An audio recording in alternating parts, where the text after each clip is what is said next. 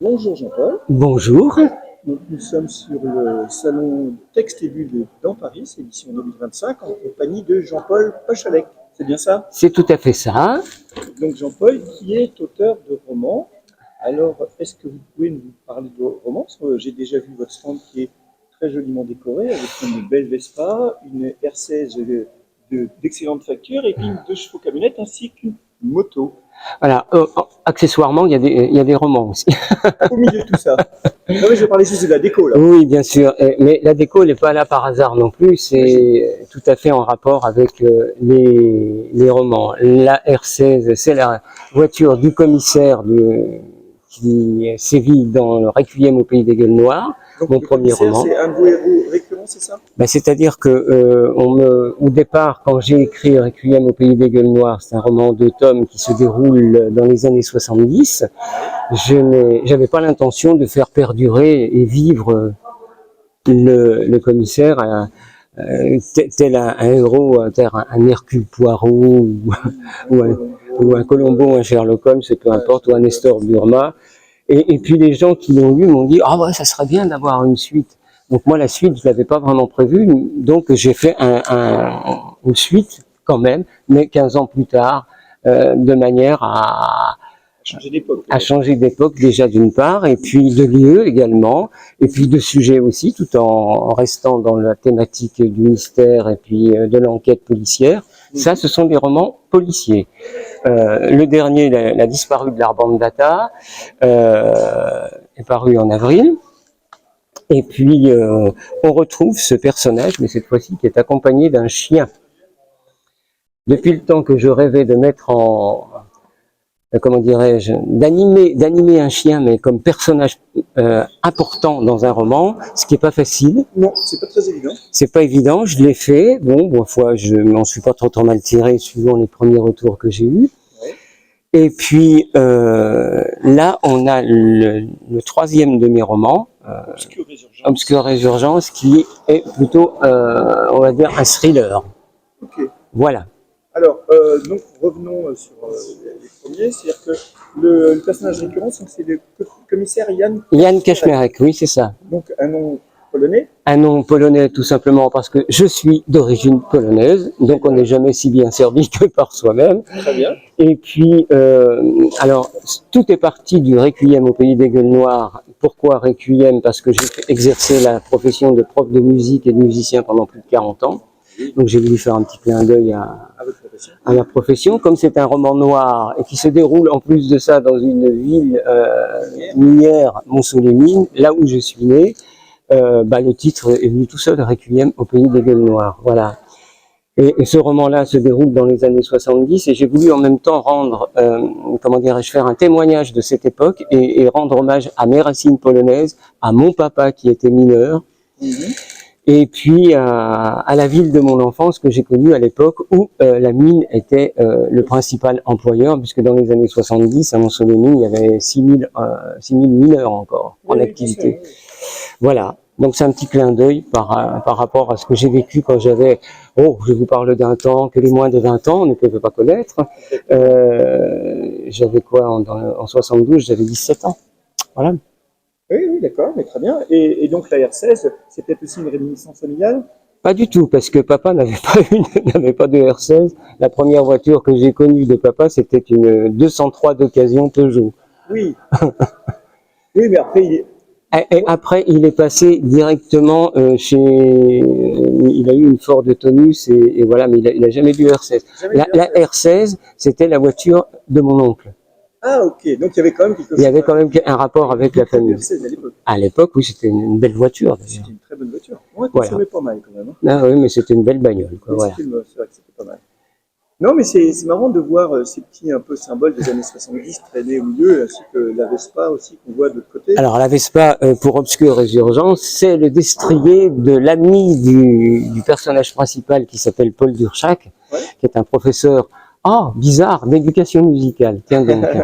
Et, Avec un pôle dedans. avec un pôle dedans. On se demande pourquoi Oui, d'ailleurs. c'est bizarre. C'est bizarre. Bon, c'est pas tout à fait autobiographique, mais c'est fortement inspiré de quelque chose qui m'est arrivé. Voilà. D'accord.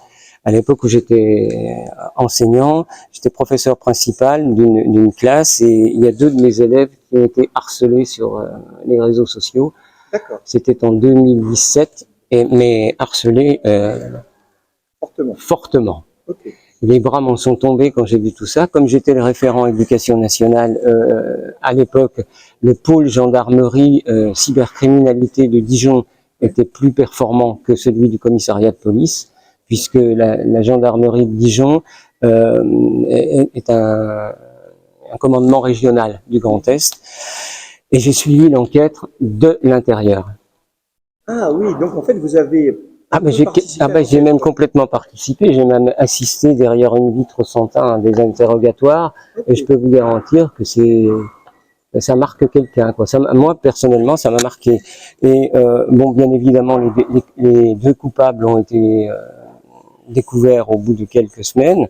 Il se trouvait que c'était aussi deux des élèves de ma classe. Souvent des proches. Et souvent des proches. Et puis j'ai pris un peu ces deux gamins en pitié parce qu'ils ne se sont pas rendus compte de la bêtise, l'impact négatif et j'allais dire délétère que ça allait imprimer au niveau des deux mises en cause, quoi. Voilà, les deux élèves qui ont été harcelés, dont une a fait une tentative de suicide, heureusement avortée. Okay. Voilà. Ah oui, donc j'ai voulu faire un roman, je l'ai délocalisé, je l'ai enlevé de Dijon et je l'ai transposé à Saint-Claude de manière à ne pas faire d'amalgame et de réminiscence sur la région, parce que c'est une affaire qui avait fait un peu de bruit quand même sur Dijon. Vous allez me dire, voilà, vous me direz pourquoi Saint-Claude, moi je vous répondrai pourquoi pas. Mais c'est pas tout à fait anodin parce que j'ai des attaches aussi très profondes et des souvenirs merveilleux des 14 à 15 ans de vacances que j'ai passé là-bas avec maman. Donc vous connaissez bien les lieux. Donc je connais bien les lieux. Voilà. C'est important pour les décrire quand même. Oui, mais de toute façon, je veux dire, bon, là, je connaissais bien parce que c'est ma ville. Là, ça se déroule dans la Nièvre, la disparue de l'Arbande Data, dans la Nièvre. J'y ai passé quelques jours pour m'imprégner, pour discuter avec, ne serait-ce que discuter avec des gens aussi. Oui, voilà. C'est une ville d'eau. C'est une ville d'eau. C'est un peu particulier quand même. C'est particulier. Et puis, dans Obscure Résurgence, bon, je connais bien Saint-Claude, donc j'y vais assez souvent encore. Voilà. C'est une ville qui m'est chère. Et donc voilà, 4 romans, dont, qui sont tous les 4 des romans policiers. Enfin, bon, il y a un roman de partie. Et la suite, vous avez déjà ça en tête ? La suite, j'ai deux romans pour l'instant qui sont un qui est déjà bien avancé, mais qui est encore à l'état d'ébauche parce que je suis en train. C'est un roman historique. Voilà. Ah, on change de genre. On change de genre. Période d'histoire. Période d'histoire, c'est la Deuxième Guerre mondiale, c'est-à-dire la période de l'occupation. J'en ai beaucoup entendu parler par mon père qui était résistant et puis par mon oncle qui a été déporté. Donc votre père était mineur, d'origine polonaise, résistant. Pas du tout. Non, parce que on va dire, il y a une certaine filiation à ce moment-là. Non, papa était pas. Non, papa était pas communiste du tout. Parce que la résistance des communistes était très nombreux. Oui, mais bon, lui, il était plutôt. Il a rien contre. Papa était. Je vais vous dire qu'il était totalement apolitique. Ok. Ce qui m'a marqué aussi. J'irai pas plus loin. Et mais il s'est senti obligé de. Il était jeune, hein, mon papa est né en 1924, donc il avait 17 ans quand. Mais il est venu directement de Pologne ou il était Non, il est né en France, papa. Il est né en France, d'accord. Mais ce sont mes grands-parents qui sont arrivés de Pologne. Et papa est même pas né à Montsolémine, il est né dans les Cévennes, parce que mes grands-parents paternels, quand ils ont émigré de Pologne, sont arrivés dans les Cévennes, dans les mines d'Alès, dans lesquelles ils sont restés 2 ans. Et puis, pour les circonstances, je ne sais jamais ce qui a amené mes grands-parents à remonter sur Montsolémine, je ne le sais pas. Papa ne le sait pas non plus d'ailleurs, parce qu'il avait 2 ans quand... ah oui. Voilà. Pas du tout acteur du déménagement, et puis s'est retrouvé à Montsolémine, voilà. Ok, très bien. Et donc, ça sera la suite. Et puis, Petite dernière question quand même, parce que j'aime bien savoir un peu Oui. d'où vient quand on écrit, c'est-à-dire vos modèles littéraires, Alors, vos... comment je suis venu à l'écriture, Oui. c'est simple. J'ai toujours été un lecteur papivore, mais tout azimut. J'ai pas vraiment de, Même j'allais si vous dire, lisez des polars, vous écrivez des polars, j'écris, vous lisez autre chose. je lis autre chose, Bien tout sûr. à fait. Hein. Euh, voilà. Bon, alors peut-être le commissaire Yann Kachmerek a peut-être été influencé par mes lectures, parce que j'ai quand même au niveau polar, j'ai quand même des attirances vers des auteurs et auteurs, pas autrices, qui me sont On a un chers. point de divergence. Voilà. Euh, donc c'est un peu un mélange Kachmerek on va dire, euh, Robert Landon de Dan Brown pour le côté intellectuel et voilà et recherche, et puis le côté atypique d'Adamsberg de Fred Vargas. D'accord. Voilà. Donc tout ça, on est bien d'accord, c'est enfin, Brand n'a pas écrit que du polar, il écrit aussi Oui. du fantastique, Bien et sûr, sans succès. bien sûr. Et puis autrement, dans les auteurs que on va dire plus en sortant un tout petit peu du polar et du suspense, j'aime beaucoup Ken Follett, Ouais. Bernard Clavel. Je vais pas dire que c'est mon dieu, mais Oui, mais j'aime bien justement voir un pas peu loin. d'où on sort, parce qu'on ne sort jamais indemne de ses lectures. Non, non, non. Et puis, pourquoi je suis venu à l'écriture? Tout simplement parce que quand j'ai pris ma retraite en 2018, moi j'ai fait de la musique pendant toute ma vie et toute ma carrière. J'aime toujours beaucoup la musique. D'ailleurs, dans les romans, il y a plein de références musicales. Mais j'ai eu une espèce je ne vais pas employer le terme burn-out, mais une espèce de ras-le-bol. Ouais. J'ai plus envie de toucher un instrument, voilà. Mais il fallait que je me trouve une occupation.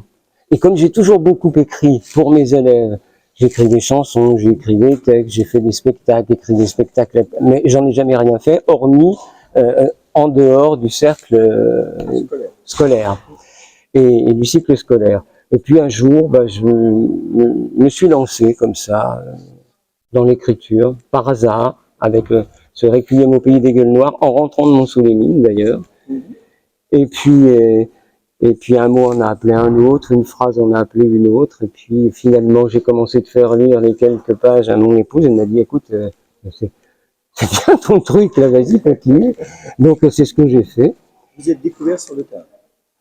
Oui, mais c'est devenu, j'allais dire, c'est pas on peut pas appeler ça une passion, c'est ni un besoin, c'est naturel pour moi d'écrire. Alors, des gens, j'ai déjà participé à des interviews. Est-ce que vous avez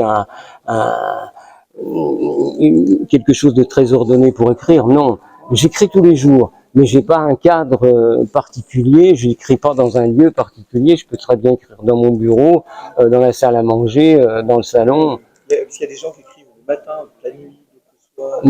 Ça peut être le matin, ça peut être la nuit, ça peut être le soir. Vous n'avez pas de rituel d'écriture? J'ai pas de rituel d'écriture. Dans ma voiture, j'ai un dictaphone. Et quand vous écrivez, c'est toujours, on va dire, utilitaire, ou des fois vous écrivez sur des choses qui ne seront jamais des romans? Non, ça m'arrive d'écrire des phrases comme ça, comme ça, voilà, Okay. comme ça vient. Parce que alors, j'ai des cahiers, j'en ai d'ailleurs là, sur lesquels j'ai mes bouts de phrases. Alors de temps en temps, je les feuillette. Ouais. Bon, des fois, et vous les récupérez, vous les insérez. Tiens, ça je le mettrais bien dans ce truc-là, voilà. Ça irait bien là, ça collerait bien là. Okay. Ou pas, mais c'est pas, si je l'utilise pas, c'est pas un problème. Par contre, je suis très curieux aussi de ce que font les autres. Moi aussi, c'est pour ça que je vous pose la question. Voilà, et j'ai découvert, je suis pas très porté sur la fantaisie, Oui. ni sur la science-fiction. J'ai relu il n'y a pas très longtemps le 1984 d'Orwell, que j'avais lu quand j'avais 20 ans. Et ben je m'y suis plus retrouvé dedans. D'accord. Voilà. Moi, Orwell, enfin 1984 particulièrement, mais Orwell en général, c'est un auteur. Ouais. Et j'ai découvert au gré des salons quand même, découvert un auteur d'ailleurs de la région dijonnaise qui écrit lui dans ce qu'on appelle mal de tête ce matin, ça les mots ne viennent pas. la dystopie. Oui. Et qui est le dernier jugement. Il s'appelle Christian Guénaud. C'est absolument fabuleux. D'accord.